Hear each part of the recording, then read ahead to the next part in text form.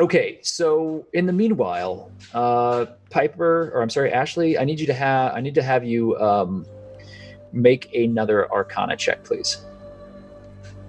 14. 14. You are beginning to understand how Rosee's process works, and it's fairly destructive to get to the point of creating usable potions. But you think that what she's doing is altering some of the alchemical components that she was using to create this concoction that she had given to Hawk. Doddle, you are still fully sleeping on this desk as you are laid out on it, and you're having a dream. And the dream is, again, different to you because, as I mentioned, sleeping is something that is still very new to you. Dreaming is something that is new to you. This isn't a remembrance, not the way that you had understood them your entire life. Elements shift and change around you without any rhyme or reason. You're back in the tunnels of the prison, and you are working through a dark corridor. You are not alone. You're being held aloft by the goblins who are carrying you on the board with the chair. And Big Hat isn't there, but you're sitting in the chair that Big Hat was in. What's going on? You look around, and the goblins are walking you through a tunnel. They don't seem to pay much attention to you. Tell me where we're going. A few of them look up at you, but they say nothing. They turn and they keep moving forward. You're not in any way held to the chair. You find yourself able to move. Everything that you say is immediately in Goblinese. Why isn't anyone answering me? Can I sense what kind of emotions these goblins are having Make right an now? insight check, please. Oh, well, not great. That's Yes. insight? Alright, that's... Oh, I have +5 insight. Wow. Okay, so that's 12. Right. So you don't feel that there's any malicious intent with the goblins. They seem to be, just from the expressions that they're giving you, Doddle, they're doing what they're supposed to do, and they're very loyal to that task. But it's not malicious. I'm gonna just keep trying to get them to talk to me, and I'm gonna say, where are my where are my party members? The palanquin that you're riding on, this makeshift board with this chair that's been tied to it, it bobs up and down as they turn a corner, and immediately it opens into a wider cavern. It's not familiar to you. There are strange stalactites that are twisting off the ceiling, and these drunken, twisted corkscrews. And there are these enormous fungal growths that glow brightly with purple light. And there are gems inset into the ground and the wall that glow with this pale blue, and they seem to even drink all of the firelight in the room from the torches into it and make them very, very dim. And the floor is slick and wet, and it smells deep and hidden and so different from the space that you were just in. You're not simply inside of the wall of the prison any longer. You're somewhere else. Does it at all remind me of the place I was in my dream with the screaming? Yes. Yeah. It feels exactly like that place. No. And in there, in that space, you find that there's a resonant hum, as if you had stepped into a space that had an empty vacuum that was now filled with an electric energy that you couldn't see, but was present nonetheless. In the center of this cavern, there's a shadow And that shadow, for a moment, has the twining tentacles of the creature that you faced in the prison, the Mind Flayer. But the shadow resolves itself, and instead, a pair of rotten, necrotic wings are outstretched. And you see the back of Hawk standing there. Are the goblins still moving towards him? All of the goblins have slowly begun to rot away and are now corpse-like creatures that are carrying you forward towards Hawk. Their flesh has fallen in wet, slick slumps off of their bones and hit the floor with a sickening rot, and flies fill the air. Hawk, where is everybody? Where's Juniper? Where's Saray? Where's MacLeod? As you're saying this, you're no longer speaking in Goblin, but you're speaking in Elven. And you're speaking in the true tongue of the Elendrir. And you look at your hand, and it is no longer that of a goblin, but you are in your true form, your original birth form. You are, once again, the Elven Princess, Dodalia. You were dressed as you were, and you are still on this palanquin being driven forward by these undead goblins that are pulling you close to the winged form of that terror that you saw beneath the prison. And in a flash, you see MacLeod standing there. MacLeod, help me. You hear it echo. On the other side of Hawk is a figure, another shadow, and it's vibrating in and out of existence. It's hard to see. It's a shadow against darkness, and you see the brief outline of a woman.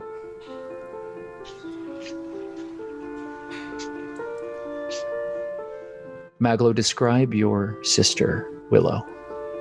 She's about the same height as MacLeod. She is the same color hair, but it's far longer. It's far longer in the sense it comes down to about her shoulders. She has a soft linen white shirt that's like tied into almost like a crop top, and she has like a series of small satchels and pouches with different smaller vials and a lot more schematics around. She's normally found holding a lot more books. She's a lot less dirty than MacLeod as well. This figure, in brief flashes, appears and then disappears into the shadow on the other side. And you see MacLeod, fully formed, standing between you and Hawk. Hawk's back still turned to you, MacLeod's back turned to you, and you're being pulled forward by these creatures.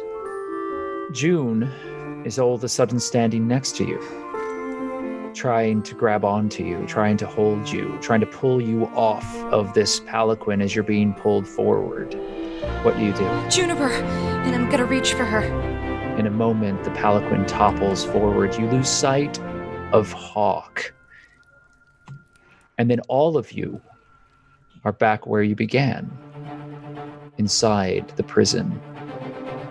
In that moment, Hawk, the wings are unfurled. That dark energy surrounds you. You are standing on this terrified dwarven figure. They look up at you with fear, wet, slick eyes, the strange metal helmet still affixed to their head with the eye stalks that have been crafted out of brass and iron, twining outward. They were reaching desperately for a handful of components, but they were unable to reach them before you placed your sword at their throat. MacLeod, you heard Willow crying out. The goblin leader, known as Big Hat, has just been knocked unconscious by June, who with a swift kick drove the remaining fight out of the goblin, who now lies unconscious on the floor. The Mind Flayer that had assailed you in the group, mentally attacked all of you, disappeared. The other goblins are now dead. All that remains is this terrified dwarf. Hawk, what do you do? Talk, or I break the other one. I do what I am asked to do. I slam my boot down on his elbow. You're uncertain of their gender now. At first you assumed that they were a male dwarf because of the beard, but now you're not so sure. And the figure grunts and blood squirts out of their mouth as you slam your boot down on their other hand, and there's a sick crunching sound. Please, I do what I'm told. I just serve the great Xanathar. You don't understand. How long have you been in league with the Mind Flayer? No. I mean, yes, but Nilor is not in charge. His name is Nilor? Nilor, yes. That's, I assume, that's what they say in the way that they say things. What's your name? Please, I only serve, I don't mean... Your name? Odd Steel Toes. And how old are you? 324. Well then, I guess this must have been a long time coming. And I jam my sword through their stomach. I'm gonna scream, Hawk, no! Magla, what are you doing? And Doddle does scream. Willow, are you actually there? Is this real? Is this an illusion? There's a scream, and you are brought into the moment as this dwarf lying on the ground is impaled by Hawk. The sword in his hand immediately begins to glow with a purple energy as the raven sculptures that form the hilt of the blade stretch outward, and the air fills with a swarm of black feathers. Ot Steel Toes slowly desiccates in front of you as their form mummifies and the fluid and life is fully drained out of their body.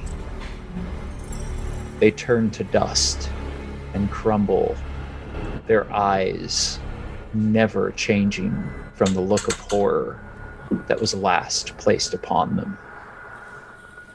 Can I whisper to Juniper?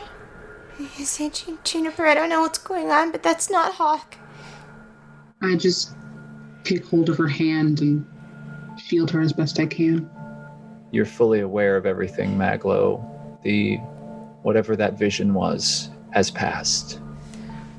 You can still hear her, and something like you swear you can smell the grease that she always worked with, that oil, the oil that she always used to grease the clockworks that the two of you worked with. It's still very present in the air. I'm gonna find you. I'm gonna get you out, alright? Hawk. And Maglo puts a hand on his shoulder. Your right. hand immediately burns with cold, and you pull it away inadvertently. You have blackened frostbite on the palm of your hand from touching Hawk in this moment. Wake the goblin. June's gonna try to slowly and carefully, never keeping her eyes off Hawk, try to make her way to the dwarf he just killed to place a kiss on his head. There is nothing of the dwarf left but a pile of ash. Right. Forgot. Darn. She goes to say her prayer then. I look Juniper in the eyes. Wake the goblin. Can I do something dumb? You may. I'm gonna go, while they're over there, I'm gonna go wake the goblin. Be like, big cat. Make a medicine check. 18. Nice. You smack the goblin big hat, and as you do so, you pat his face very quickly, and his eyes open. No, I thought we. You have to run. Yes, run. Immediately, Big Hat pulls himself up and runs. Hawk, listen to me. I know you're in there. This ain't you, right? This is some fucking god trick or something. Someone's taking over you, right? You're just gonna listen to me. You just gotta come back, right? It's all gonna be okay. You're safe here.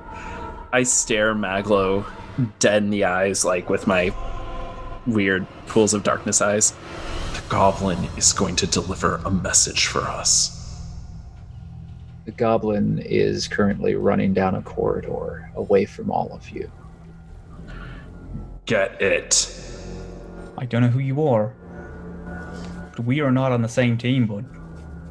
You can't tell me what to do, right? I'm talking to Hawk. I ain't talking to you. And I'm going to deactivate my necrotic shroud. Immediately, the wings dissipate into a shadowy darkness, and Hawk's eyes return to normal. Everything falls away as if it were just smoke wisping off of Hawk's body. You see Hawk return to you normally. Is the sword still in your hand? Sword is still in my hands, yeah. And then a moment later, the sword begins to vibrate and the wings reemerge. Hawk's eyes again turn black, and the figure stands before you as it was. You ain't shit, bud. You were gonna let my friend come back here right now, or we are gonna have some fucking words. I need you to make a wisdom save, please, Hawk. 5, so that's 23. I'm going to write something to you in secret on roll 20. While this is happening, after I told Big Hat to run, can I hide? Absolutely. So, Doddle, where are you going to hide? I still want to be in earshot so I can hear what's going on, but like maybe behind a rock or something. Well, does Juniper have any idea what's happening since she's kind of into this whole celestial, divine stuff? Yeah, go ahead and make a religion roll for me. And the gods said 15. That's a good roll. So that would tell you that this isn't the way that this is supposed to go. This isn't what's supposed to happen. Hawk has whatever this echo is that keeps reemerging or has emerged is the only... Hawk still has control, but there are elements here that feel very much like possession. Do I get any feeling from the thing possibly possessing him, like a like whether it's actually of celestial nature or not? This is something else. It's not angelic, that's for sure. Okay. June is gonna...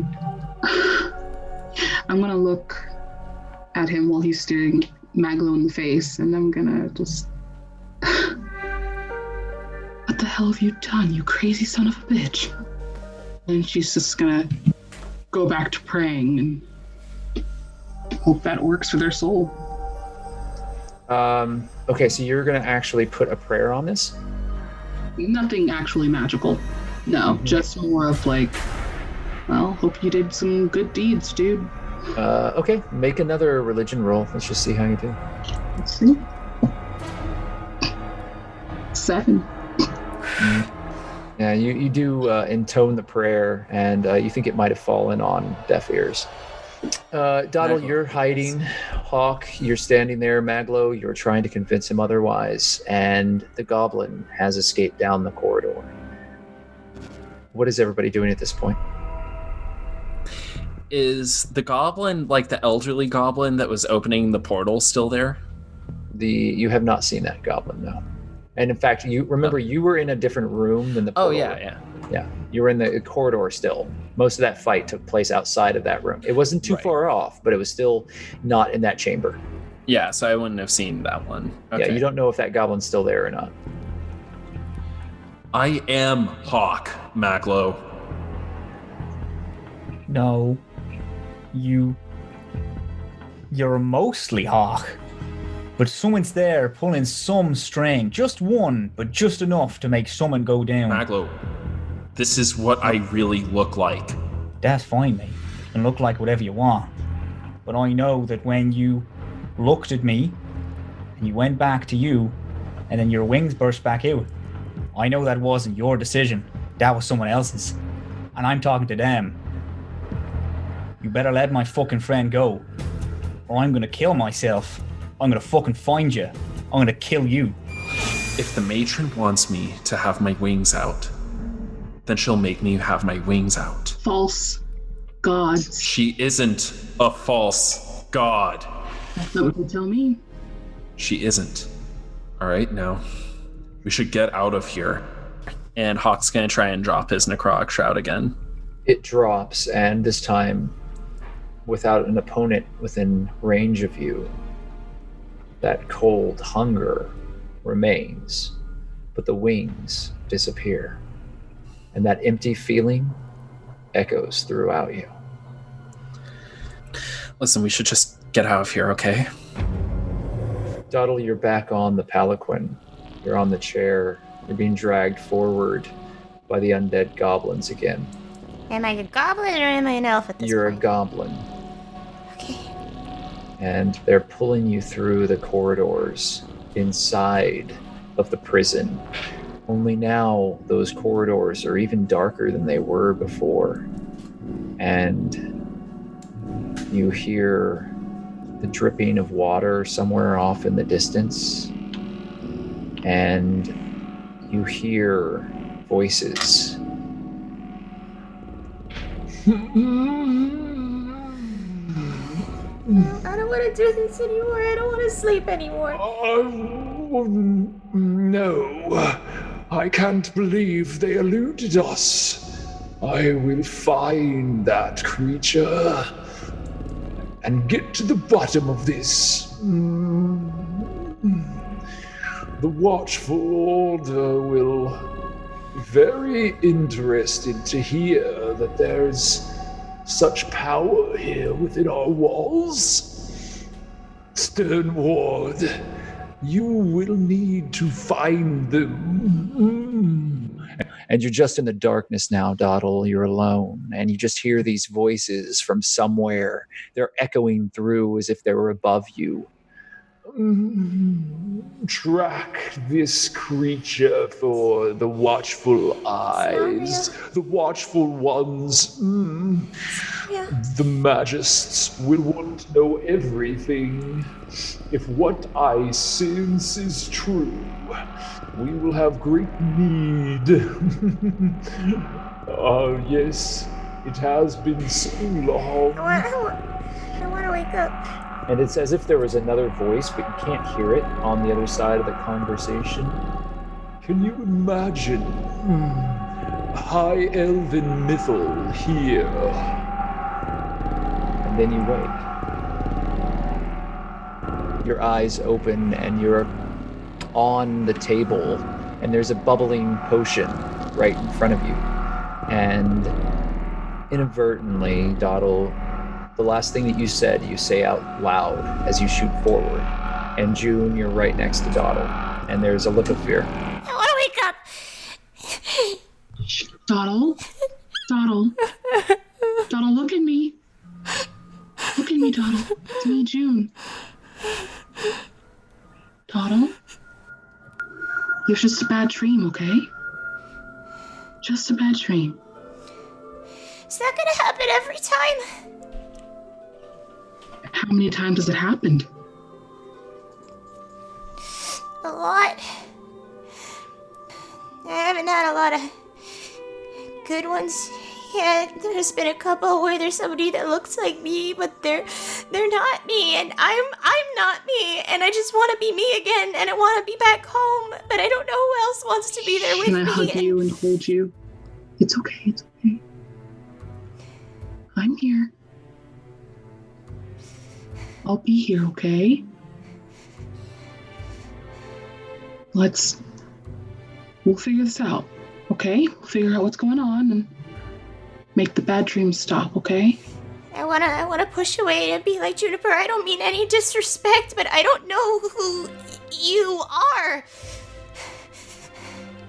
And I know I have a problem where I trust everybody, but I don't know if I should do that anymore because I don't know. I'm gonna get up on the table and cross my legs and just hold out my hands. The only thing you need to know about me is that I belong to the world.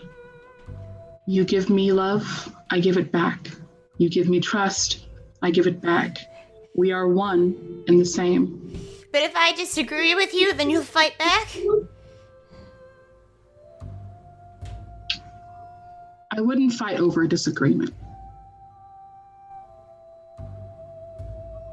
If you cause harm, I will do what I can to dispel that harm. How am I supposed to trust somebody that puts judgment like that on other people? I don't know. I just do what I was taught. I share the love that I have and receive the love that is given. If there is no love, then that is what it is. I'm sorry. I didn't want to raise my voice. I want to go home. Where is home, Doddle? It's far away. And it feels farther away every day, but I'm scared because I feel like it's closer for others than it is for me.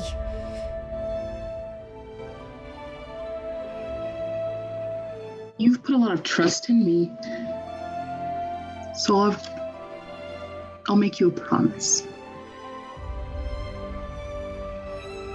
Let me travel with you. I have a few things I have to pick up. Some items. Let me travel with you. Be your friend. And on the way, I will try my very hardest to take you home, but I might need a little help getting those items. Okay. Okay. Outside, in the streets of Waterdeep, the rain has lessened. It's still wet. The streets are muddy. A chaotic swarm of Waterdavians move back and forth upon their daily business as the afternoon begins to grow into evening. Saray, you see MacLeod flustered and walking in circles, muttering to himself in the street as you begin returning back from the broadsheet sales booth that you were just at. Your contact has given you a price, and now you need to procure a way to pay it. What would you like to do? Oh, I'm not going to pay it. MacLeod. Oh, I'm going to follow MacLeod. He's walking in circles. Where were you? What you doing? I was knowing. Fuck. He wipes like the blood from the side of his head. It was a fresh wound on his forehead. Did you get into a fight? Yeah, got fucking jumped by some prick. Okay. Well, look, we have to get out of here as fast as possible. Can you help get with Hawk and Doddle and our new friend the stuff from the You know what? Maybe we should all just go back to the crypt and rest. I'm pretty beat still. I think I'm just like going for a nap or something is a good idea just to get our bearings. But should we not get their stuff from the prison now? Because if we don't, then there's going to be a title lock on it, right? I don't disagree with you, but I cannot do that now. I physically cannot do it.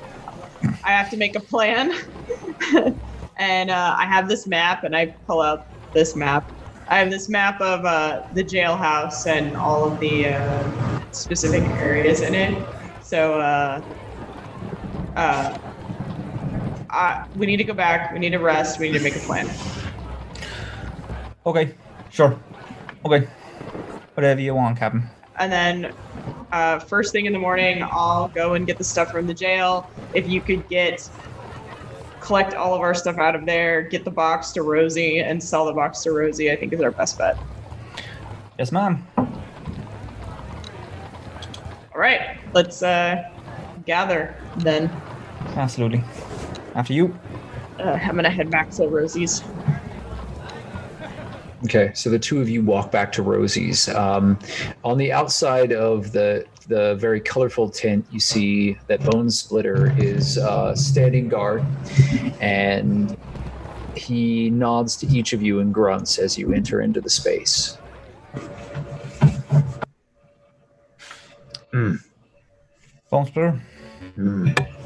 And as you walk in, you don't see Rosee. She's been working in the back area. However, your friends are present.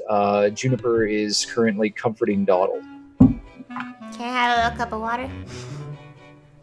You alright? I'm fine. I just haven't been sleeping very well lately, that's all. Welcome back. How was your trip? It was alright. But hey, we're gonna go back and get an actual night's sleep, and then tomorrow Suri has a plan to grab your stuff. So Okay. that's all covered. Juniper, we're gonna grab yours as well when we're there. Thank you. Where we're going ain't like nice, I want to warn you, but it's safe. There's no one who can follow us there, which is nice. I don't fucking know. And he just flops down on a chair. None of us know anymore, but it's the best chance we have. So everyone gather your stuff and let's get out and head over there. Is there still a gash on MacLeod's forehead? Can I run over and be like, what happened? And I try to reach for it, and then I remember I'm small, and so that feels He's a lot. sitting down, so he just like slumps down a little more. Okay, can I be like, what happened? And like dig through your hair and look at it. It's a pretty bad bump. It's not some. I say it's kind of scuffle, I Well, that's not nothing. Are you alright? I've been worse. What was the scuffle about? You know, people thinking you got someone when you don't. Is there anything I can do? Ah, you're right. Keep being yourself. Where's Hawk? Meanwhile, in the temple, Hawk, you've been sitting and waiting for some time, and eventually a figure comes out. It's not the woman that you were speaking at with before. It's a bald, somewhat paunchy monk that has come out, dressed in the robes of the Lord of Dawn, and very brilliant, kind of faded fabrics, but the ones were probably very bright. Looks older and comes to you and looks at you with kind of a judgmental scowl. My boy, I understand you seek not the comfort that our church would give, but a locket that is said to be owned by one of the members of the order. Is that true? This is true. I just need my locket, and I'll be on my way. Yes, I am sorry to say that no comfort will be given to you this day at all. None of my clergy has been given such an object. Is it possible that it was in another district of Waterdeep? There's a friend of mine in the Southern Ward. I gave it to him because he was going to be in need, and I felt that the church might best help him. But clearly, once again, the church has not been able to. I sense great conflict within you, son. I sense anger and a power that feels dark. Are you sure there is not anything that we can offer you?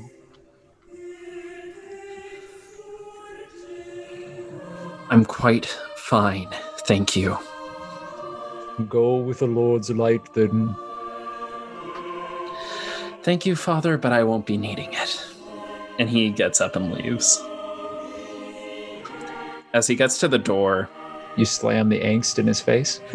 No, I just kind of pause, and I look back at him. You know, I used to know this morning Lord, who would say, "You can't conceive, nor can I, the strangeness of the Light Lord's mercy." And I really don't know whose ass he was kissing when he said that. And he walks out. Everyone in the space is just quiet as you do so. And you walk out of the temple, and you're on the stairs leading back down, and you can still smell the incense. And as soon as you cross that threshold, that warmth that you had felt disappears, and you are cold once again. And you feel an internal hunger that is gnawing not at your stomach, but at your heart. And the noise and the grime of Waterdeep and the rain, which has washed the city, but in some ways has made it even more dirty, surrounds you. Hawk's gonna start heading back to the 10. Yeah, you step into the street, and a small child bumps into you and then runs past you. Kiddo, hey, are you alright, buddy? You turn, and the child is running down the street, and you notice that he has your pouch. No. Can I still see him running? Yes. I'm gonna Misty step in front of him. He is turned down an alleyway, and you Misty step directly in front of the child. Just as he does so, and he rams into you. Are you trying to stop him? Yeah, I'm just gonna like put a firm hand on his shoulder. Well, make an athletics check before you do that. That was a nat 20.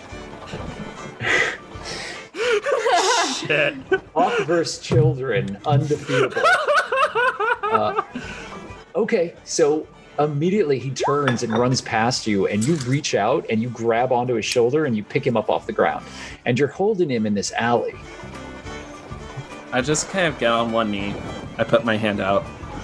I need my pouch back, please. He puts the pouch reluctantly back into your hand, and then you hear a voice. You know, he was only doing what he was paid to do. And Phineas Fiddlescratch steps out from a corner. Phineas. I needed to find a way to get your attention. I figured this would be the most direct. You definitely got my attention. I'm sorry I scared you, little dude. He nods and then runs off. Phineas is standing before you. He is wearing much the same outfit that you saw him in last time. It's a little more ragged than it was, but he still has that colorful patchwork cloak on. And his bright face is beaming happily at you as he is standing in the shadows deeper in the alleyway. His hair is tousled, and his eyes are still very bright. You're not an easy person to find. I've been through quite a lot. Phineas, how is everybody at the tavern? He looks very, very solemn when you say that, and he looks down.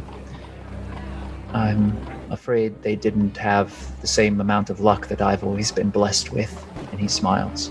It's kind of weakly. Phineas, I'm so sorry. You know, destiny is often used to shield fools against the will of the gods. And I've never been one to put much stock in anything other than the fate that we've created for ourselves. I'll tell you this much. As far as I'm concerned, everything's happening as it must. And while that means that we must say goodbye to some of the things and people that we once held dear, in the long run, everything is happening as it must for the good of all. I hope so, Phineas. Because I don't like what I'm becoming with all this. I understand, lad. You were looking for this, I imagine. And he holds the locket out. Phineas, thank you. I just thought it would be different.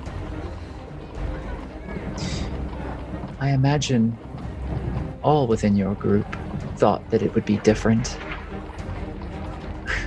I imagine a great many heroes from many times, when faced with the odds that you're facing now, would find themselves thinking to themselves that things hadn't turned out the way that they thought that they would. I understand also that you're making friends in very strange places. You and MacLeod made a journey to the magistrate's office, to the keep, I understand. That's correct, yeah. They told us to look into some sort of strange group that was making moves in the city. That's interesting. I can tell you now that whatever path you and the others decide to walk upon,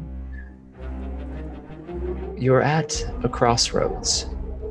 And the choices that you make here, now, are going to define how the end of your story plays out. You see, you are carrying the goldfish. Your charge is not one that will be easily removed. And you can choose to walk the path of the law, or you could walk the path of the shadows. But any choice that you make will preclude you from walking the other roads. I can only help you so far. All of you have to make choices, and make them soon. You're running out of time.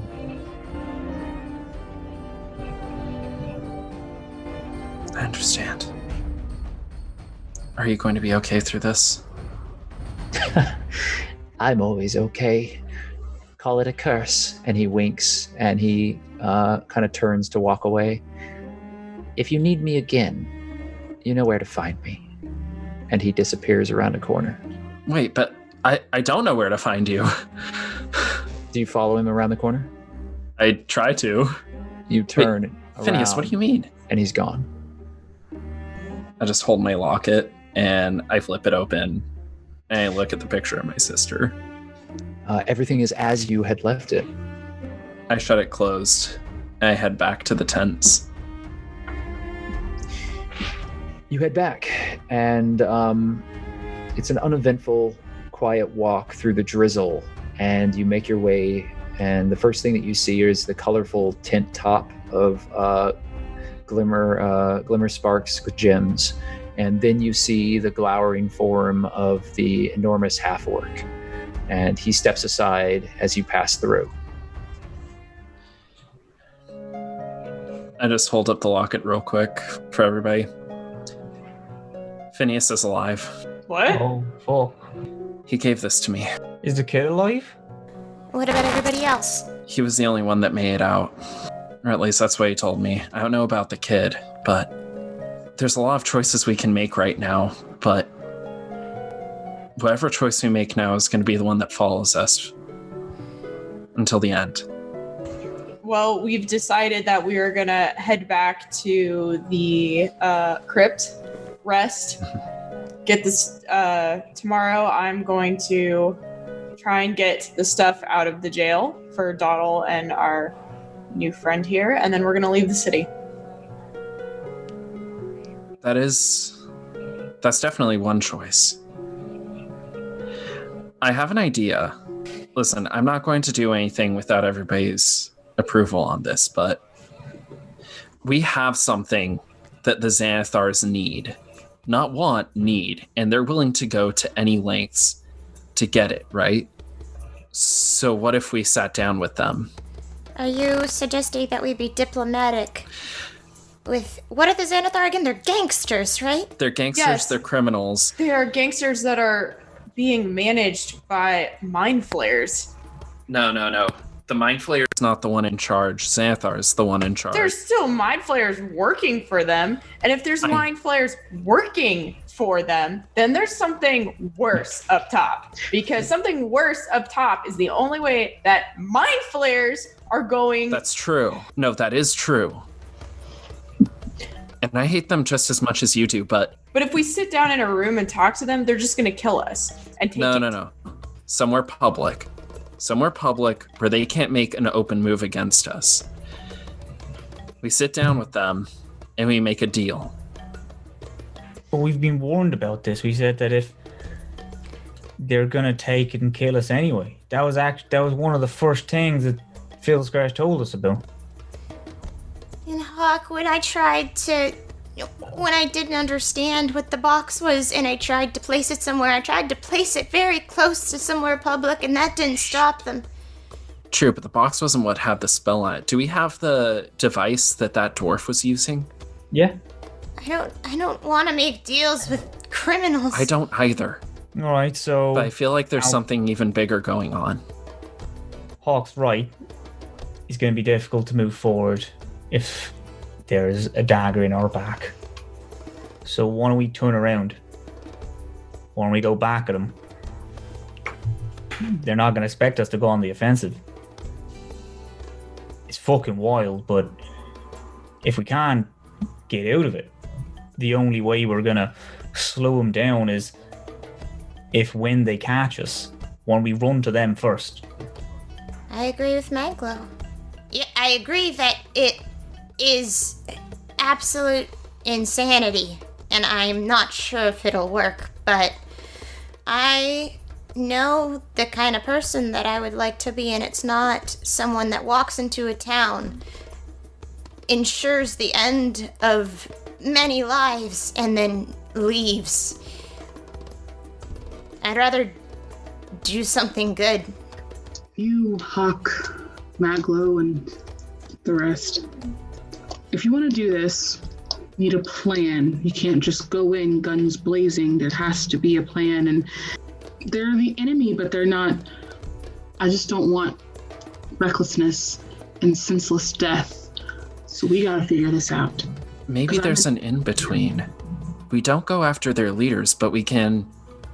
If we disrupt their business, if going after us means that they lose things, whether it's profit, whether it's their thugs, what have you, it doesn't have to be an all or nothing fight, but if we go at them bit by bit until they realize that going after us is the most unprofitable business venture they can go into, we don't have to fight the mind flayers right now. We'll die if we do. But the little guys... You're forgetting that they can track us, so we're at the disadvantage here. Even if we did try and mess up their business or their distribution of goods or their, man on the street, they still have the upper hand because they always know where we are. Shit. And this is the way that they've been treating us when they know that we have something that they need. I would hate to think of what would become of us if we were nothing but a thorn in their side. We need to figure out who's at the top and how to knock them off. And I agree that we need to start... I wish we could start at the middleman, but at the lower man, figure that out. And from there, figure out who's at the top. And if we can knock them off, it's good. But we got to figure out how to do that first. We can't just... It's a suicide. And they don't know where we are at all times. They know where the goldfish is. As well as where Dawdle and Hawk are. But not us three. This is true. Let me correct you because MacLeod would understand this. They do not know where the goldfish is. They know where Hawk and Dawdle are. Was the little tracker thing not specifically pointing at me and the goldfish? Tracker was for the fish. The ward that was unleashed from the box when it was open, specifically, it is causing Hawk and Dawdle to be tracked. And as far as you understand, they do have ways of tracking the goldfish, but it's not the spell that was unleashed when the box was open. Okay. But yes, you're corrected that they can track the goldfish, unless it's shielded. All right. No matter what, we all need to get back to the crypt first and get rest. We can talk about plans and other decisions when we wake. You're right. I Gather need to your talk to things. the Grave Master. Gather your things so we can get out of here as soon as possible. I'm sure Rosee's wards are wearing off right about now. So gather your things and let's head out. All right. There's a small bustle as Rosee comes into the space. Oh, hey, everybody's back. It's really good to see everybody. I'm so glad that you're here. I'm sorry that I was gone for a little while. I just wanted to work a little bit more closely on some of these potions that I'm making for each of you. I know that there had to be some alterations given that Hawk's skin turned pink and not blue, but now I think I have made the corrections that were necessary to make sure that the potion does what it's supposed to. Here, go ahead and take these. These should last you for about 24 hours. And if we're in any way, shape, or form lucky, then they should hold out and your skin should be blue and not pink. Thank you, Rosee. If you allow me to explain, we have some things we need to take care of, and I'm afraid we're going to be leaving soon.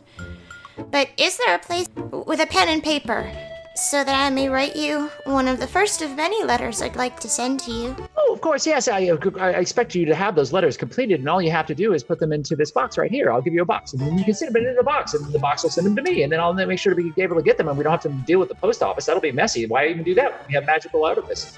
And yeah, she gives you a small box that has like a slit on the top of it, and you can just drop letters into it. Yeah, she gives you a pouch with a bunch of paper and pens and ink and quills and all of that. I've written a thing. Can I read it as I write it? Yeah, you can start to do that. I do want to point out to everybody that this box is very brightly painted. It is of kind of a luminescent blue color with pink gems scattered all across. Of course. Okay, so Dawdle's gonna sit down with the pen and paper. She's gonna write, Dear Rosee, I want to thank you for helping my associates and in turn myself. You are a good person and a good friend. You likely saved Sore's life and gave us answers when we were lost. You gave us shelter when I have never felt so much danger in my whole life. You gave us comfort when no one else could. You gave us a semblance of home, and you didn't have to give us any of that. You put yourself in danger for us, and that's what friends do. Thank you for caring for us, and I hope to care for you in exchange. You are a good friend, Rosee, and while your hair is beautiful and your eyes are haunting and your buckles are shiny and your buttons are pristine and your alchemical expertise is rivaled by few, if none, your heart has more weight than all your words. Your friend, Dawdle. You write it and you drop it into the box, and there's a bell that rings in the shop as a tube somewhere behind Rosee has the letter, and it slides down the tube into a little dish at the bottom. And then she picks up the letter and she starts reading it, and she's squealing with joy as all of you walk out from the shop. Oh, we should probably take the potions first. Are you going to take the potions? Oh, shoot. I forgot to ask Rosee to not make me blue. Yeah, you didn't ask that. Question. Do we know if we can be tracked when we're in the crypt or when we go into the sewers toward the crypt? So you do we have a sense or a feeling? Okay. Well, you assume that because Rosee's potion is blocking any sort of divination upon the individuals that it's tracking, that you're fine. The potions do not, as you've already proven, don't protect the goldfish or prevent the goldfish from being tracked. Right. So, okay. There's that. All right. Yeah, we need those potions. Thank you, Rosee.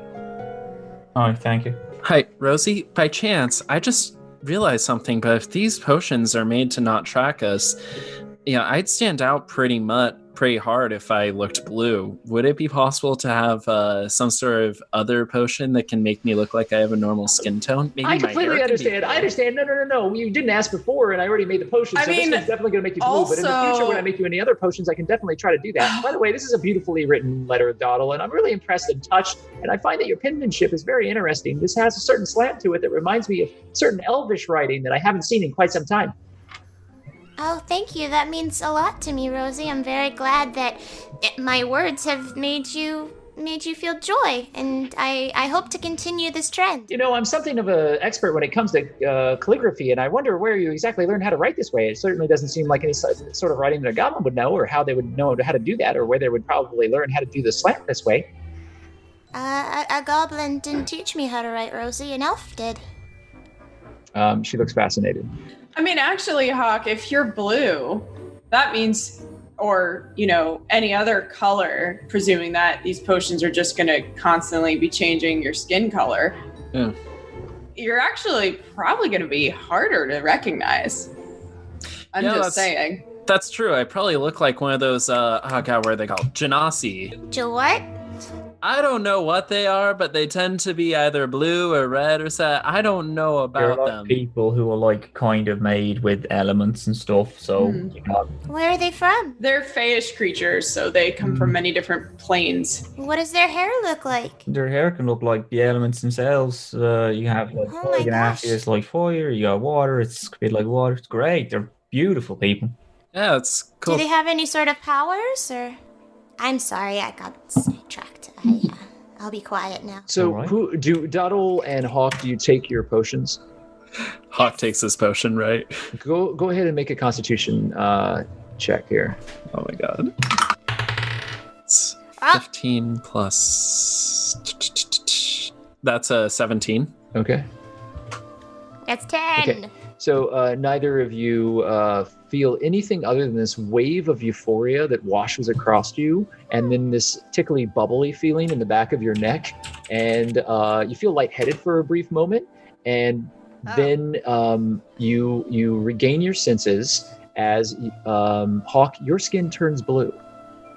Oh my! Wait, nobody else's skin turns any color? Dottle's skin doesn't change. Dottle, you don't get to change. Aw. Maybe you can't see it through all the green. You have a point there. And you're walking out at this point, or have you already walked out? Let's walk out now. Okay. Thank you, Rosee, for all that you've done for us, and I hope to cross paths with you again soon in the future. She's got her nose deep in your letter, and she's rereading it. She doesn't even look up, and she waves goodbye. See you soon. We'll talk soon, but don't forget the other letters, and you know how to send them now, so it'll be a lot easier. And Saray, this includes you too, and also Piper, and also Hawk, and also MacLeod. Everybody, but who's Piper? Piper. Dude. I was reading off of I just looked up and it said Piper, and I was stream of consciousness speaking as a gnome is not always accurate. All of you walk out, and you step into the streets of Waterdeep, and the rain has almost completely subsided, and everything is still very wet, and it's dark out. How are you getting up to? You have to pass through the southern ward, and you have to make all your way all the way up to the city of the dead. How are you planning on doing that? Are you going to walk all the way up? No, I'm gonna hail a carriage. Oh wait, can I say goodbye to Bone Splitter before we go? Yeah, he's standing at the doorway. Alright, I just want to give him a big hug and say it was so nice meeting you, Bone Splitter. I hope that we cross paths again. I'm sorry we didn't get to have many conversations in our time here. You place your arms about halfway around one of his legs. You can't even touch your own hands because he's so massive, but you do manage to give him a hug, and you say all of that. This hand, massive, just kind of reaches down, and you feel it on your back for a moment, and that's all. Hi. In the streets, you hail down a carriage, and the carriage pulls in next to the side of the street. It's a rickety, older carriage driven by an old woman who has a kind of a disheveled look about her. Her hair is a little scraggly, and she's clearly deep into her 70s. She looks to all of you. Where to? We're headed just outside the City of the Dead, please. Headed to the City of the Dead, you say? Just outside of it. That's awfully specific, but if you have relatives, I suppose, to go visit at this time of night, Exactly. buried there? Yes, I have relatives. Well, all of you need to make a deception check at disadvantage. Yes, I am the Duchess of Nevermeet. Oh, I got a 4, so I could actually be doing It's that. actually gonna be Deception. doing. Yeah, it's 5. I don't even need. I got a 6 and a 4. That's It's great. fucking I am the insane. Grand Duchess, and these are all my children, and we're going to see my great aunt. Yeah, I got 2 now. My Did Genasi you get 2 friends are natural buried ones? here. Yes, Dad, I got 2 now. I also got a nat Cool 1. ones. Oh my god. You got 2 natural ones in the same roll. Okay, Does so that count as? Incredible. I think it does. Oh Roll my God, another yes. one. Roll another one. Oh my god! Oh See my if you god! This has confirm. changed the campaign. Oh god. Not great, but you didn't get another natural one, right? Plot twist: our cab driver is the Raven Queen. Yeah, I was gonna say, we look at the cab driver better. and You're it's just a immediately whole assassinated. fucking beholder. Yeah. Yeah, you get into the cab and there's a beholder inside of it. Yes. Yeah. No, that's not what happens. I get there, we're also moving rolled a left. nat 1. I don't know if I was supposed to be rolling for deception. Okay, so roll again to see if you get a second nat one. Oh my This god. is the worst cab ride on the face of the planet. Oh, close. I got a 13, and it's right next to the 1. You are safe. It's not good. In all of this, all of you are talking over each other and you're all telling a different story, and it's just so clearly just loaded with bullshit. And you are all very exhausted and you've been through a lot recently. Let me make a roll now. It's like, yes, I am Lord Genasio. Going to see my Genasi relatives in the graveyard. Obsessed with Genasi at the minute. I don't know. He just fucking loves stuff. The old woman kind of like smiles broadly at all of you and holds her hand up. I feel that I've heard enough. However, I believe this ride is going to be more expensive than you perhaps thought. That's fine. How much? 5 gold. Fucking hell. Fuck that. No. I'm gonna hail another cab. No, You move along. It's fine, young lady, ma'am. It's fine, ma'am. Young lady, You- I'd hate to have to call the city watch, Why? You haven't given me a ride anywhere. but I've been hearing things about things happening in the city with small goblins. Say if I have 5 gold. You all owe me so much money, and I pull out 5 gold. All right. She takes your coin and smiles. City of the Dead, is it then? Just outside. Very well. And your silence on the matter, I hope. That was implied. Thank you. And I get Trying in to be cool. the cart. Can I give Saray 6 gold? You can, yeah. Don't worry about it. This morning. I got this. Where does... But you Oh. said that we owed you so much money, and you just paid her 5 gold. It's fine. When our next payout happens. Clearly, it's not fine because you said that we owed you money, and you seemed very upset about it, and I don't want this to tarnish our relationship going forward. I'll tell you what, Doddle. The next time we get a job where we make money, I'll take your earnings. All right? Okay. Doddle, how do you have so much money? It's... Oh, yeah, Doddle, you actually don't have any money. I don't have any money? Oh, yeah, I was in jail. Oh no! Let me just put this to 0 real quick, I guess. Yeah. I'm gonna presume that you didn't even look in your pocket. You were just like, oh, I'll pay you, and I'll still say all that. We won't. Let's not. Yeah, recall no, that. you could still say, because Doddle just was used to having money, and now Doddle Right. doesn't have money. Right. so- Yeah. I'm poor. Yeah. Alright, wait, does... Oh, that's not great. Oh, no. Can I sit up next to the driver again? if you choose to. Oh no. No, Donald, come on. You're not even disguised, Donald. She Come looks on. like she has so many stories to tell. Donald. Yeah, I know, but we have so many people after us. Just get in the carriage. Okay, and then get in the carriage. You get back off. Do you want the me? front. Do you want me to go up? I can go ask her about some stories and tell you about them.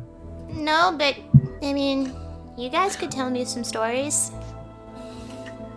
I mean, none of you look 70 unless Suray's age is very hard to read. But it might be nice to know a little bit about you guys. It doesn't have to be anything serious. I'm not asking for any secrets that all of you want kept for probably very good reasons. Just tell me about your first kiss, or if you, took some candy from a general store at some point, just something. Do you want to know how I got the tremor? It's not a sad story. It's just a story of me being a dumb idiot boy. Alright. Right, so, my sister Willow, and I, we were at uni. We didn't go to a formal uni. We just she went to uni. I was at her uni, and she made all these plans, all these big plans. We were studying Teo and how to get there, and she had this one stupid idea of she thought that she could recreate a potion of flying, because it'll be fun. Fuck it, we're young, let's go flying around the uni. And I read, I don't know Teo in Elvish. I'm much more accustomed to normal Elvish, and I read a thing as 2 sprigs of elderflower. Now, it's pretty normal, 2 sprigs of elderflower. So I was prepping everything, and then Willow looked at it and was like, "Oh, I'm pretty sure that's not 2 sprigs of elderflower. I'm pretty sure that's 2 sprigs of this old root that's only available in old Elvish places. It's a herb they use for it's called willow bark. It's a thing that's made for flavorings and stuff. Anyway, I, in famous MacLeod, who I am since, put 2 sprigs of elderflower in. The cauldron started bubbling and boiling. And this is as we were arguing about which translation was right. And it started overflowing because I forgot to cork it because we were talking about it. And in a stupid... So the person who run her building, the building that she was staying in, the person who kept going by and knocking on all the doors, the superintendent, was such a pain in the arse. Anything was out of place, then you would get in so much trouble. So obviously I didn't want her to get in a bunch of trouble because this thing was bubbling over and it was absolutely going to stain or do something to the ground. So I put my whole hand over the pot as it was boiling, and it turned out to be a quite lethal acid, and it really, really fucked up my whole hand to the point where now I have a tremor. I can't, it killed a bunch of nerves in my hand. I can't really feel much in it anymore. Didn't scar. It scarred quite a lot up here, but I had to hold it until the bubbling went down so that we wouldn't get in trouble with the superintendent, which did still happen. Because apparently the superintendent didn't like the smell of burning charred skin going through the whole hall, which I guess is fair. But there you go. It's nothing much. That's a stupid story of how I got my dumbass tremor. I don't think that's stupid at all. I think that's a story of bravery and heroism because you didn't want your sister to get in trouble. You must have cared about her a lot. I wouldn't call it brave, but nah. She's a good lady. I think... Did the acid scare you? Oh, it was fucking horrifying. And... yeah, But you kept your hand on the pot. Well, you gotta really... Okay, here's the thing. The only reason that I'm the smartest person alive is because she is no longer with us. She was the smartest person alive, and I know that because even though with all my intelligence I was able to figure out so much about this potion, and I knew that if I put my hand on it that it wouldn't boil over. She was the only person to be yell at me, take your fucking hand off the pot. And that's how I know that she's way smarter than I will ever be. Ever. Did you ever end up making that potion of flying later on? I did. I'm not super sure on the real, like, the proper specifics of it. But if it's one of 6 things, and I don't know what it is. MacLeod, if you don't mind me asking, what did she look like? Well, she looked actually a lot like me. We're not that far apart. We're only about a year or two. She had, well, then when we were alive, it was really like a month when she didn't change her haircut. But last time we saw her, she was like she had like this really bushy shoulder length hair, like you couldn't put a comb through it because it would have absolutely snapped. She hated the feel of any like shirts or anything properly covering up her body. Did she used to tie them up? Yeah. Did she carry around potions and pouches and such? How do you know that? It was just a guess. You said that she was a lot like you, right? How do you know that? I don't know.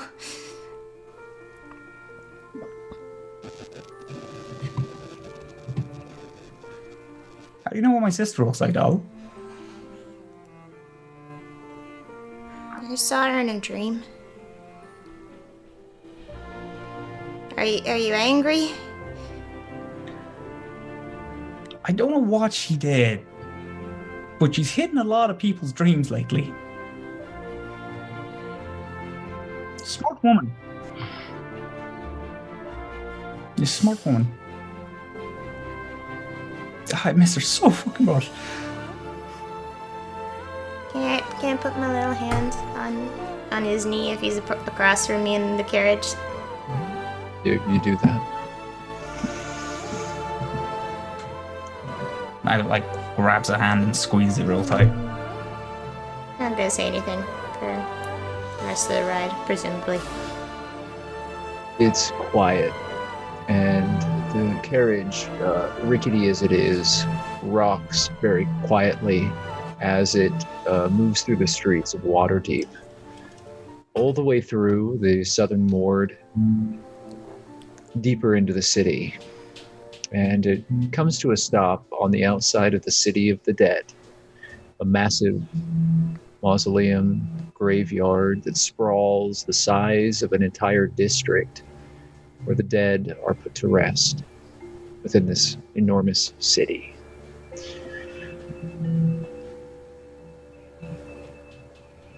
Thank you. You're quite And welcome. I'm gonna hop off the cart. Come on, everyone.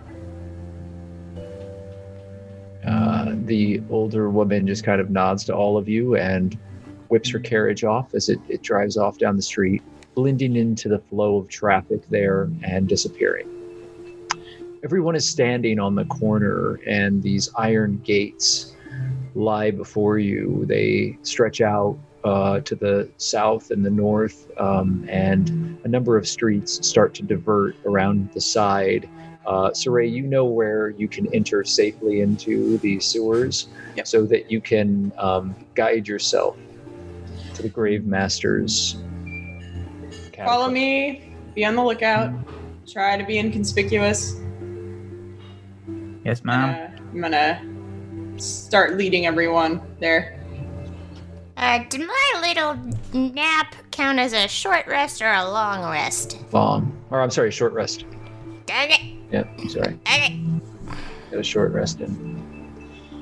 All right, so Saray, you managed to guide everybody through. Go ahead and make a stealth check, and we're gonna let that count for the entire group.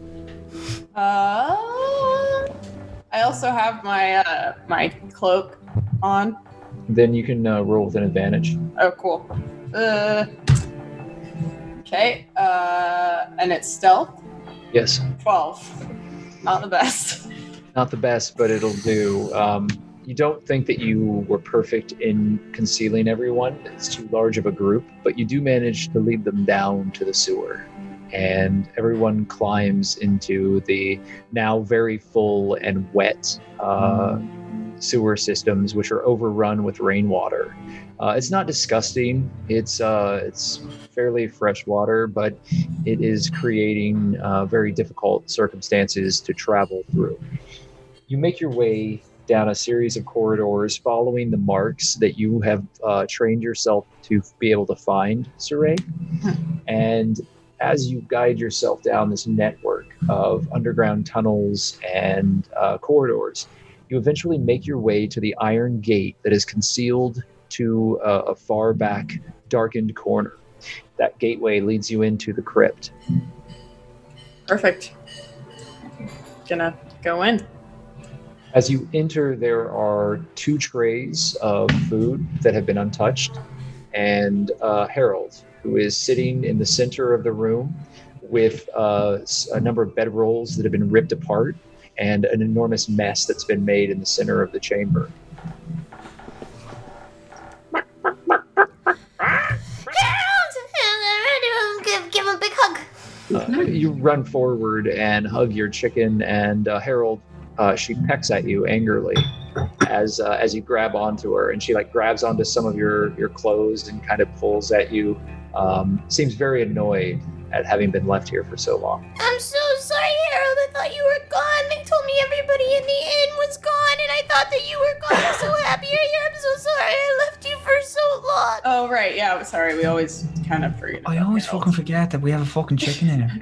And then we walk into this mess. Why does your chicken do this, Dottle? Well, because we don't Because feed he it. got lonely. He Hawk's has gonna check separation him. anxiety. Can someone explain the chicken, please? Hawk's gonna dog, check my on the egg and see if it's hatched. I'm gonna bring Harold up to Juniper. I'm gonna say, Juniper, this is my very best friend, Harold. You do so. Hawk, there are no eggs. There are fresh eggs on one of the plates, though. Like freshly cooked? They're not freshly cooked anymore. It looks like they've been sitting for a while. You bastards! Oh, no. You evil bastards! Well, I mean, technically, it hasn't been fertilized yet, so... Wait, what do you mean fertilized? So, when you eat the egg of a chicken, you are not eating their baby because they need a male chicken in order to fertilize the egg, so you are therefore eating their period. Oh, so it wasn't... Oh, okay. Oh, thank God. I mean, yeah, that's a good way of explaining it. I'm sorry, I didn't raise chickens. I mean, I fed chickens as a child, but that was more of a chore at the monastery than anything else. Listen, how old are the eggs? Don't eat them. It's probably a matter of hours. Oh, okay. You can eat them. Anybody want these chicken eggs? No. They look good. Doll, can you cast prestidigitation on this so they can taste better?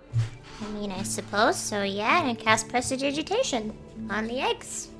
You have used magic to make the eggs taste better and look fresh.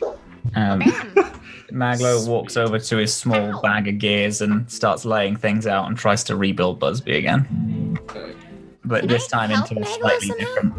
Did any of you cook these eggs? Are these your eggs? Whose eggs are these? They're Harold's eggs.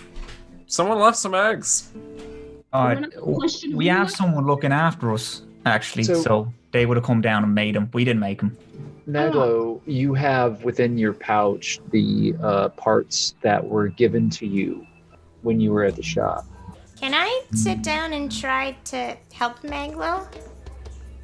Rico Farfeather gave you a small kit to take with you when you had gone into the shop, desperately seeking for aid. You have that kit with you now. It isn't what you had hoped for. You wanted one of the bigger sets, but he has, on credit, given you a kit that you might be able to use to repair and upgrade Busby. That's perfect. That's fine. Maglo starts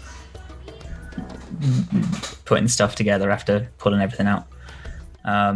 And if Doll goes and sits next to him, he's gonna you want to learn how to build a robot? I mean, I'm not sure what use that information has to me. I was just hoping to, you know, you could be like, wrench, and then I'd hand you the wrench kind of role in this project of yours. Okay. Well, I normally talk out loud when I'm building something anyway. Helps me concentrate. So I'll talk out loud a little more, and you can help me out. That's fine. I'm gonna sit down and start writing my next letter to Rosee and wait for instructions. Yoon is gonna just like have the teensiest little yawn. Guys, do you think maybe we could rest for a little bit? Yes, please sleep, Juniper. When was the last time that you did? I don't think I remember. I'm gonna go over to Juniper quickly and just say, please rest, my friend. You watched over me while I slept, and now it's your turn. I'll watch over you. June falls over in a heap. No.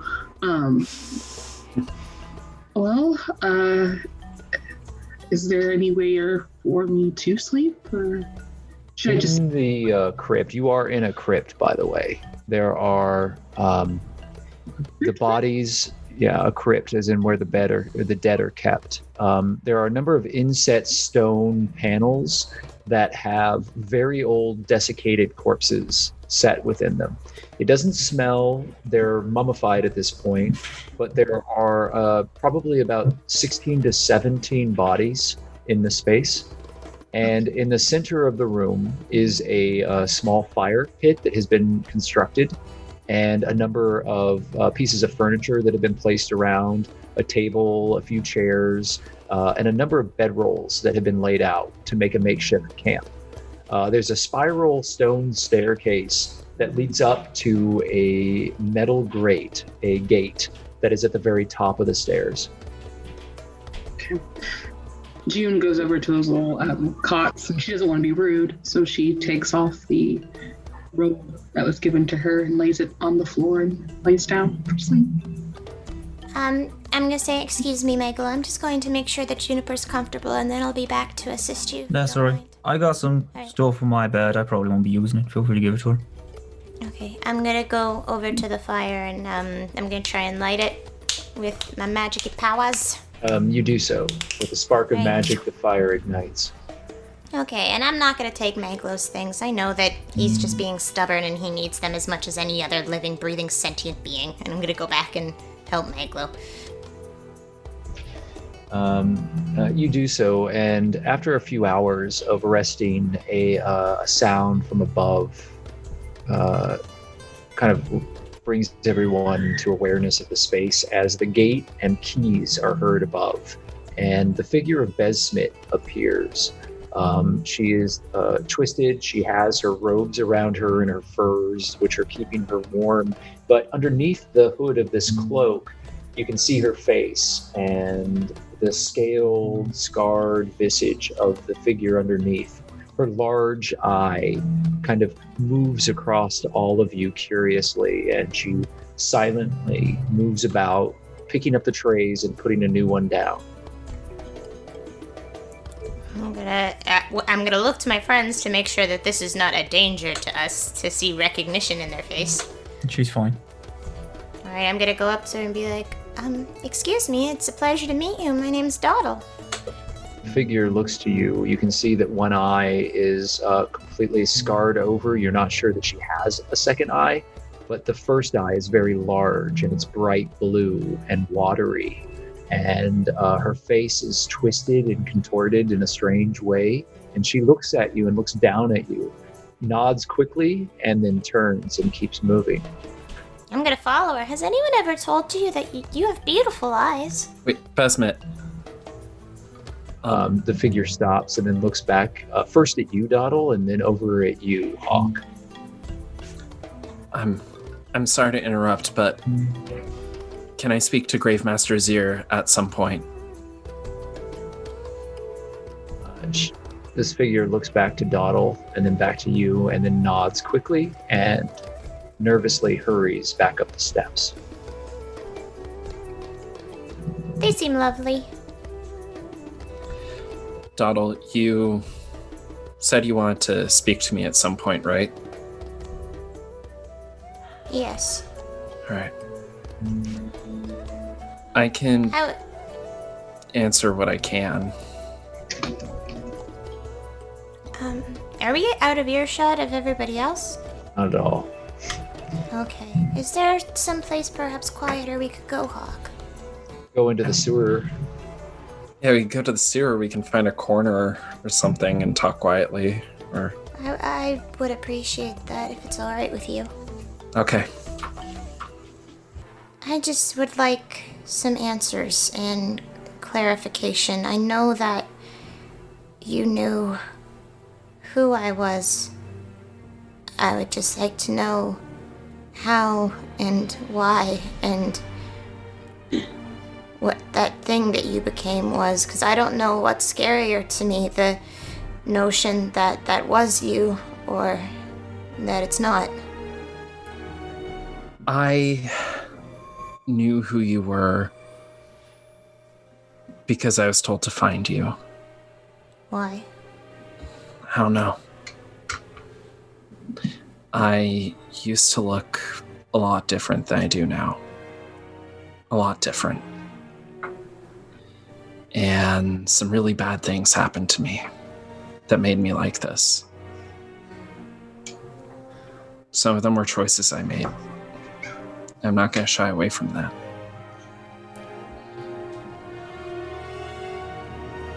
Before I was like this, I had a group of friends kind of similar to what we have right now. I thought I wasn't your friend.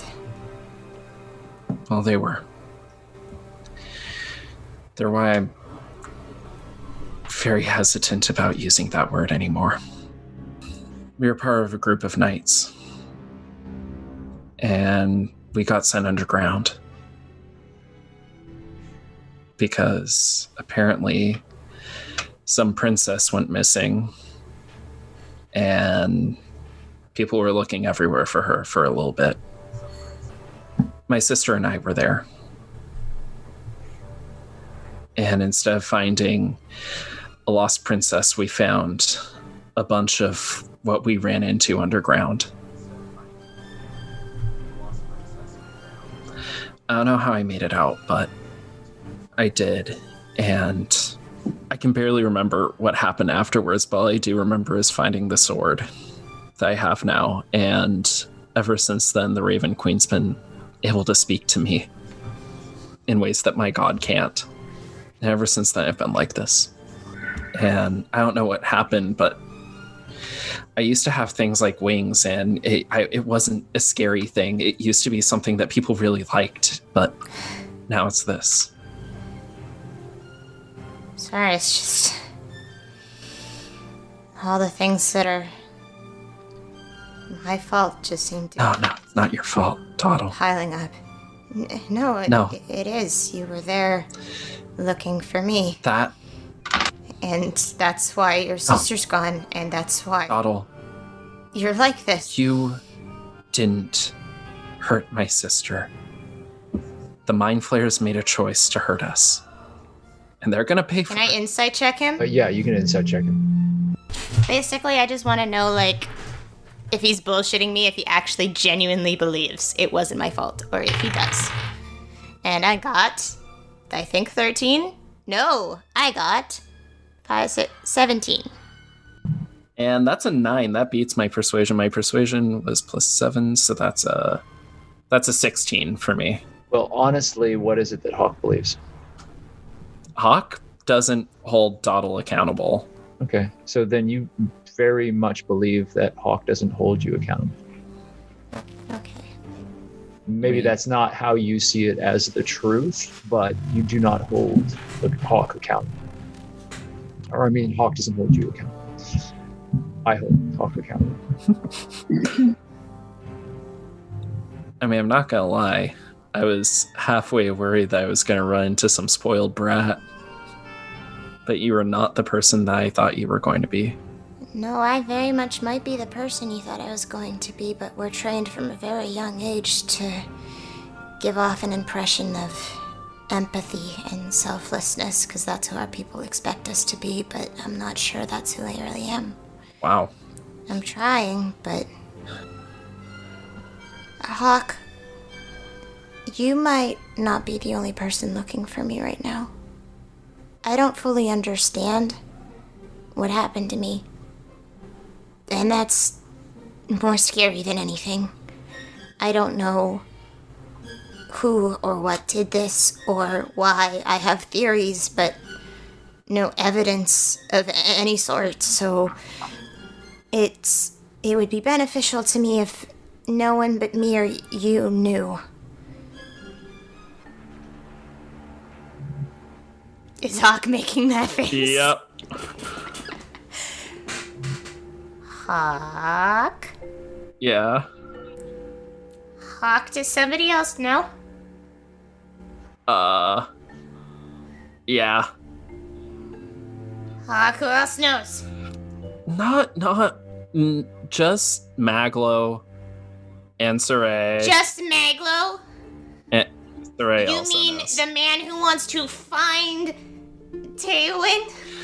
It was pertinent. We were talking about what would happen if the Xanathars captured you, and I'm sorry, but Dottle, you tend to be very extroverted, and it was definitely a slip of the tongue, and I'm very sorry. Hawk, I'm trustworthy. I'm not stupid, and I care about my people, and I care about my home, and I want to be careful and letting MacLeod know that I'm his ticket to fame. That's not careful. I don't blame you at all. I'm sure it was an accident, but I'm scared. Trust me, that guy, MacLeod's a prick, but the most he's worried about is putting his name in a history book. That's the problem. There's scary people out there, but MacLeod isn't one of them. I don't know that yet. I believe it, but I don't know it. I believe you that there are frightening things chasing you. I mean, I don't know why the Raven Queen, who's literally the god of death, wants me to find you. And honestly, it's one of the reasons why I want to talk to Gravemaster Zir is he also serves her. Maybe he can give us information. Alright, fine, but please, just keep it. Can we try and just keep it a little under wraps, because I don't understand anything that's going on right now, and I don't want to find out what happens if someone understands it before us. Do you understand? I understand, Dottle. And I'll do what I can to help you, okay? I'm not thinking about me, Hawk. There's a lot of people in Tailwind that I was supposed to protect, and I'm doing a really bad job. All right, well, let's get you back there, okay? I'm pretty sure that's what I was sent here to do. Okay.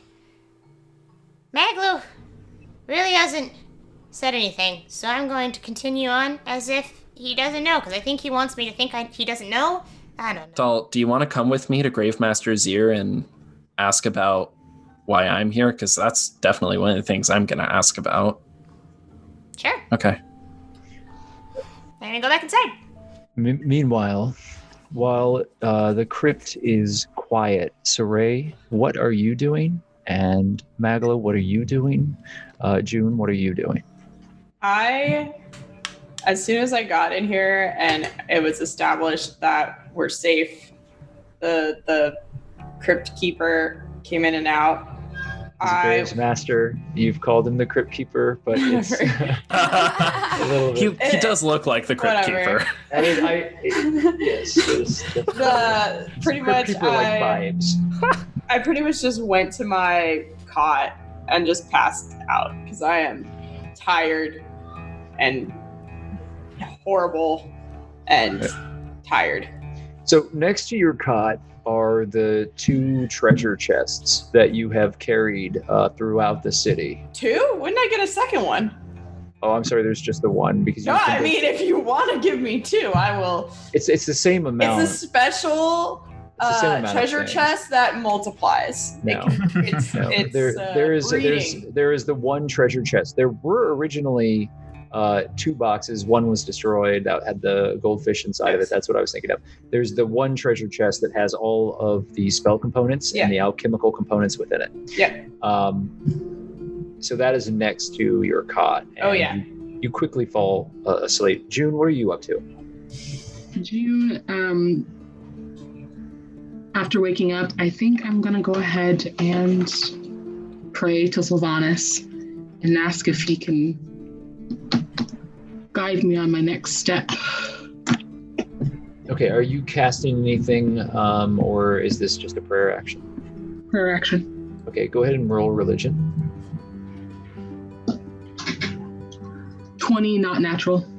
Okay, so a dirty 20. You find great comfort in your prayer, and even though you do not feel directly guided, you feel safe here, even though you are surrounded by the dead and there is uncertainty everywhere, having just traveled through a sewer to get to this safe house. You know that this place is safe for as long as you choose to remain here.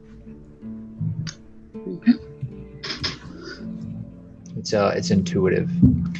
MacLeod, I need you to make 3 Arcana checks. You can do so with advantage. First one. Alright. Arcana, that's fine. That's 16. There you go. That's 16 plus 7. So that's 23. Excellent. Okay, third one is 19. You're going to end up working for the rest of the night. Everyone else is going to be able I'm to so take sorry, along. but a very small tangent. I know that Doddle and Hawk left, but they were yelling at one point, and it's very quiet here. Yes. Could MacLeod hear what they were talking about? I'll make you a perception check. Okay, so Momo and Mike, each of you choose a fragment of one sentence and from that conversation and tell us what MacLeod hears. Mike, you want to pick something for me? Didn't tell them, right? No. Okay. And then what of your part of the conversation do you say, Mike? Wants to be in history books. About is putting his name in a history book. Those are the 2 things that you hear then, MacLeod, very clearly. The rest of it's just garbled, and you think you hear things. Go ahead and make an insight check. If you get a natural 1 at this point, it could go really bad for all of us. I do not. I get a 2. Oh my god. So, you've Altogether with inferred, insight, that's a 5. So. you've inferred that this entire conversation is about you. Yeah. It could have been worse, but it wasn't. But it's pretty bad though. So yeah, you definitely think that whole conversation was about you. You picked up those 2 little bits. You're still working. I'm gonna have you make a final Arcana check, and now you're gonna do it at disadvantage because you're distracted. Oh no! I helped kill Busby again. That's fine. But it's 21. Oh my god. So even though you're distracted and muttering to yourself, you spend the better part of the night working on this. That does preclude you from taking a long rest right away. You can get a short rest in before, if the rest of the group decides to leave the space. When I come back in, can I just sit right back down beside him again? You certainly may. While he's working? Because I'm not sleeping. That shit sucks. Yeah, so you can sit next to him. Make me 3 Constitution checks, Doddle. Yeah. Me? You've already gotten a good amount of sleep today, so 3 of them? with an advantage. With an advantage? That's so many rolls. Just give me a second here. All right, so that's 12. That's 15. So you have a 14 and a 15, and now make a second set of rolls with an advantage. Shut up, Siri. 17 and 50. So 17. 17, 15, and plus a 14. Even that he makes it. So that was a skill challenge, and what that did was we were seeing how well you would be able to stay awake for the entire time. You stay awake the entire time. Oh no. No problem. Just writing my letter to Yeah, Rosee. you continue to write. Saray, you're asleep. Ashley, I'm sorry, June. June, you're, I apologize. June, you managed to pray and you feel comforted by the space. MacLeod, you get a good amount of work done. Hawk, you come back in, and there is no sound or sign of the Grave Master that night. Hawk is gonna put his sword on the ground and just kind of close his eyes and open himself up in prayer to the Raven Queen. Okay, go ahead and make a religion roll. Oh, damn. That was 19 plus 1, so that's a dirty 20. Yeah, you obviously feel her presence in this place, and that coldness kind of fills back in the void. You feel hunger again, and that hunger you in your prayer becomes focused, and it feels as if you're honing the edge of a blade, preparing it to strike with it. So your prayer is very successful. Would anyone care to hear the letter I've written to Rosee that I'm gonna put in the box upon sunrise? Yeah. Once I finished. Oh, yes, I'm sorry. Yeah, I should probably write mine. Do you eventually go to sleep, Hawk? Hawk's gonna write a quick letter to Rosee and fall asleep. Okay, so you write a quick letter to Rosee, and Piper, do you sleep? I think I'm gonna write a letter too. Yeah, And- you're gonna write? Made a promise. So everybody in the crypt, with the exception of Saray, who's sleeping soundly, Harold is also sleeping, is writing furiously, except for MacLeod. And MacLeod, you continue to work furiously with the tools that you have before you. And Grekel has given you a number of parts that you didn't have before. It is expanding the size of the construct, and you are creating something larger from the part that you were working with before. And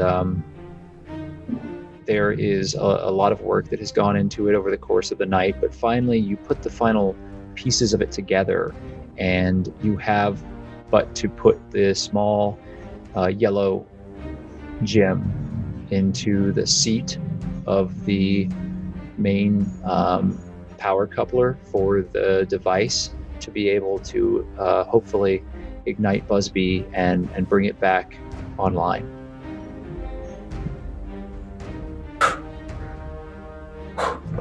Okay. And he puts it in.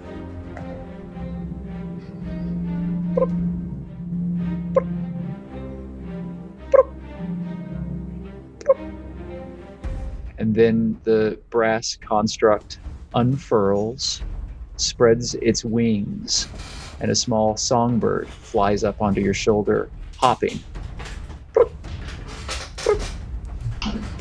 Cocks one head.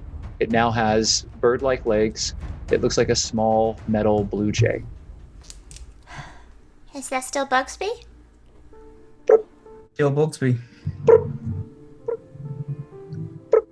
The yellow eyes on the bird, there's a central gem in the chest that's yellow, and the eyes are also yellow.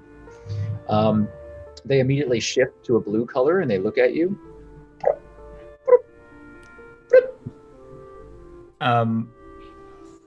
The Busby immediately has to flutter away as soon as it turns blue and shifts color in any way. Mag was like, fuck yes, and then like stands up immediately and he's like, fuck yes, fuck. I fucking knew I could do it. I fucking knew it. The bird takes flight and lands on a crypt a little further away, and looks to you now. There was a bit of red that flashes in the gem, and then it shifts back over to the blue, and then to the yellow.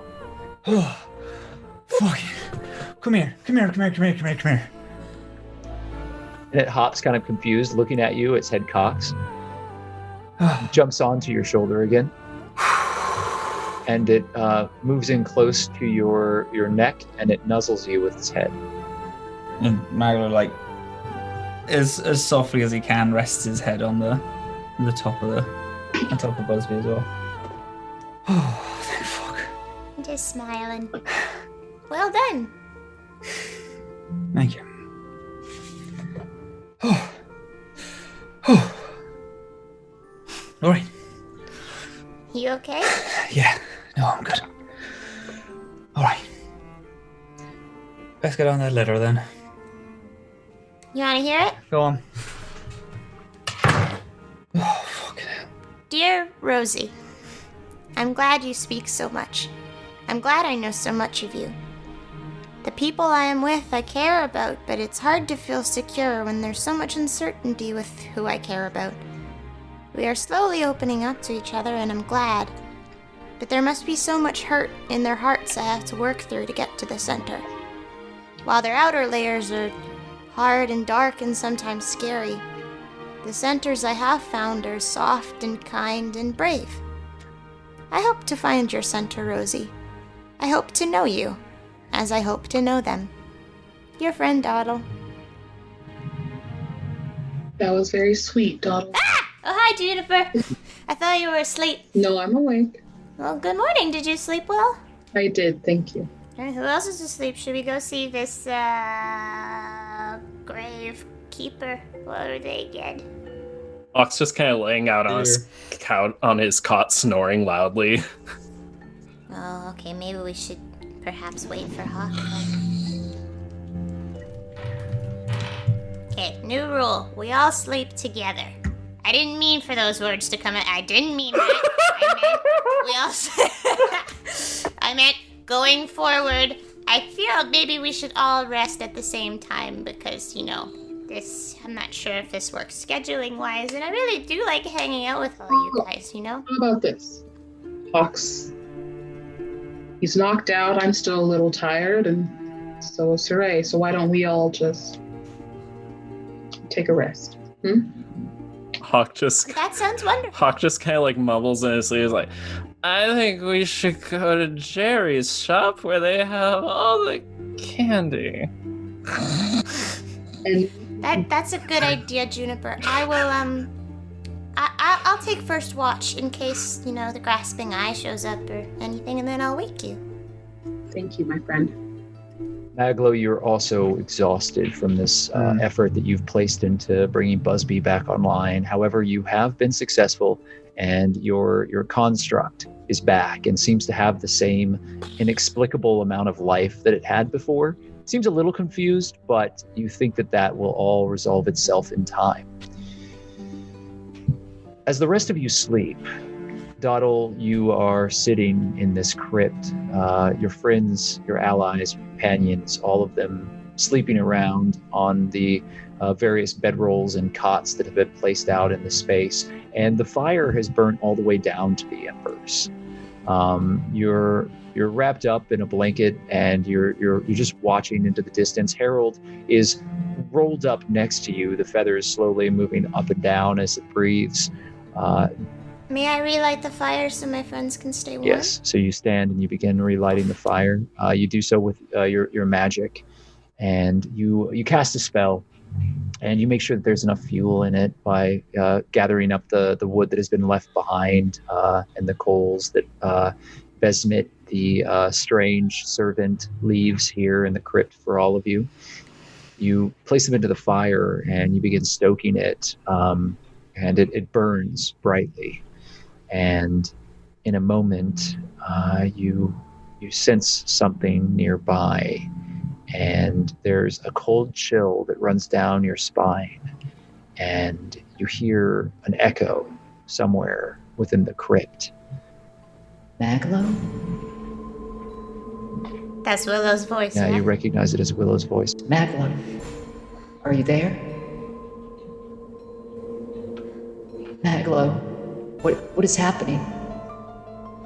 Can I grab MacLeod, like by his sleeve or something, and just shake him a little? You reach over to grab onto MacLeod's sleeve, And as you turn, you see a figure standing at the top of the spiral staircase. It is a gaunt man wearing dark robes with long, thin hair that is gray, and he looks glowering down at you with a very sour, aged look. And he seems to float. He has this fur collar around him that makes his shoulders seem very broad, but the rest of him is rail thin as he floats down the stairs towards you. Are you the gravekeeper? I am Graves Master Zir, yes. It is excellent that you are here now. Hawk has spoken of you, and I have looked forward to meeting you. You must be Dodalia. And we're going to leave it there. Oh my god. Oh my god. Full name. Wait, did I tell him? I didn't tell him, did I? Did I tell him? I have to remember. You blabbermouth. I don't think I told him. Is it next Sunday yet? I got it. I got Busby back. Oh my god. I'm so happy. Well, we have some loose ends for next week that need to be handled, and this was a great session. First of all, thank you everyone. Yeah, thank you. Yeah, I appreciate all of you very much. It was very fun. Next session, as your characters now know, some choices need to be made, and I know you're kind of on the precipice of making those decisions. So let's spend some time this week and really think about where we want, given the number of possible paths that are in front of your characters now, where you want the group to go. Thank you, Nox. That was wonderful. Nox, you were amazing.